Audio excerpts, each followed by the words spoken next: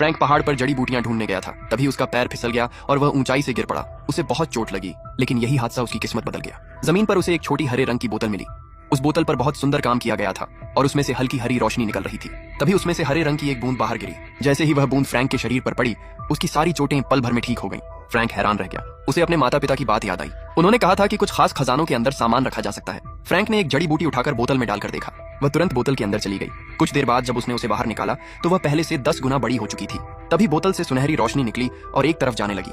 Frank उसके पीछे पीछे गया। एक पत्थर के नीचे खोदने पर उसे 6 साल पुरानी बहुत कीमती जड़ी बूटी मिली। अब उसे समझ आ गया कि यह बोतल खास जड़ी बूटियां भी ढूंढ सकती है। फ्रैंक बहुत खुश हो गया। अब उसे अपनी सौतेली माँ के सामने झुकना नहीं पड़ेगा। हर दिन खाना मांगने की जरूरत भी नहीं होगी। वह पैसे कमाकर अपने माता पिता का जड़ी बूटियों वाला खेत भी वापस ले सकेगा। उसने उस कीमती जड़ी बूटी को बोतल में रखा और जेब में रखकर घर लौट आया। बर्फ बहुत गिर रही थी, लेकिन वह किसी तरह घर पहुंच गया। घर पहुंचते ही उसकी सौतेली माँ गुस्से में बोली, आज इतनी कम जड़ी बूटियां क्यों लाए? सजा के तौर पर उसने फ्रैंक को खाना नहीं दिया। उसका सौतेला बाप भी चिल्लाया, तू पूरे दिन काम नहीं करता। दरवाजे पर बैठा काला कुत्ता भी लगातार उस पर भौंकता रहा। अब फ्रैंक सब सहते सहते थक चुका था। उसने कहा, मेरे माता पिता का 3 एकड़ का खेत मुझे वापस कर दो।